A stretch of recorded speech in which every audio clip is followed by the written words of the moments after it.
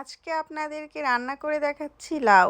যখন মাছ মাংস খেতে খেতে হাঁপিয়ে যান তখন এইভাবে লাউ রান্না করে খেতে পারেন। লাউ রান্না করার জন্য প্রথমে এখানে আমি কিছুটা লাউ কেটে নিয়েছি। এই রকম করে লাউগুলোকে কেটে নিয়েছি। আচ্ছা, লাউটা একটা সাইডে থাক। এখানে নিয়েছি হাফ কাপ ডাল। ডালটাকে আমি ভালো মতো ধুয়ে নিব। ডালটাও একটা সাইডে থাক। এদিকে নিয়েছি কিছু পেঁয়াজ আর কাঁচামরিচ আর ধনেপাতা কুচি। এর ভিতরে কিছুটা লবণ দিয়ে দিলাম। প্রথমে পেঁয়াজগুলোকে হাত দিয়ে মেখে নিচ্ছি। এই পেঁয়াজের ভিতরে দিয়ে দিচ্ছি 2টা ডিম ভেঙে। ডিমটাকে পেঁয়াজের সঙ্গে ভালো মতো মেখে নিলাম। ডিমটা ভালো মতো মাখানো হয়ে গিয়েছে। ডিমটা একটা সাইডে থাক। এদিকে চুলায় একটা প্যানের ভিতরে বেশ কিছুটা তেল গরম বসিয়েছি। তেলের ভিতরে ডিমটা দিয়ে দিচ্ছি ভাজার জন্য। ডিমের একটা পাশ ভাজা হয়ে গিয়েছে। ডিমটাকে আমি উল্টিয়ে দিচ্ছি।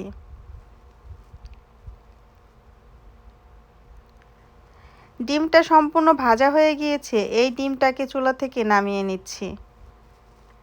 এদিকে চুলায় প্যানের ভিতরে বেশ কিছুটা তেল দিয়ে দিচ্ছি। তেলের ভিতরে দিয়ে দিচ্ছি হাফ কাপ পেঁয়াজ কুচি। পেঁয়াজটাকে হালকা করে ভেজে নিচ্ছি। পেঁয়াজটা হালকা করে ভাজা হয়ে গিয়েছে। পেঁয়াজের ভিতরে দিয়ে দিলাম হাফ চা চামচ পরিমাণে আস্ত জিরা। দিয়ে দিচ্ছি 3-4টা শুকনা মরিচ। শুকনা মরিচ আর জিরাটা পেঁয়াজের সঙ্গে 1 মিনিটের মতো ভেজে নিব। 1 মিনিটের মতো ভাজা হয়ে গিয়েছে। এই পেঁয়াজের ভিতরে দিয়ে দিচ্ছি ডাল।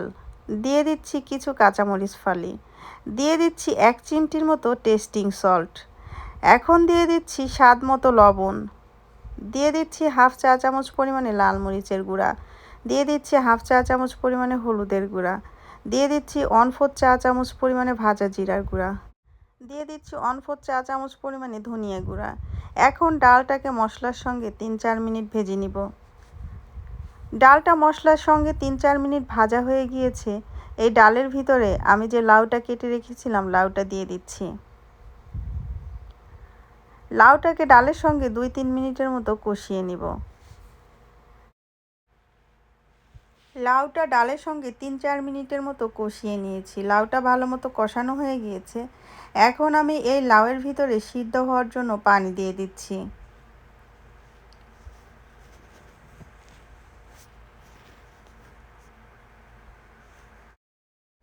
সব সময় মাছ মাংস খেতে ভালো লাগে না।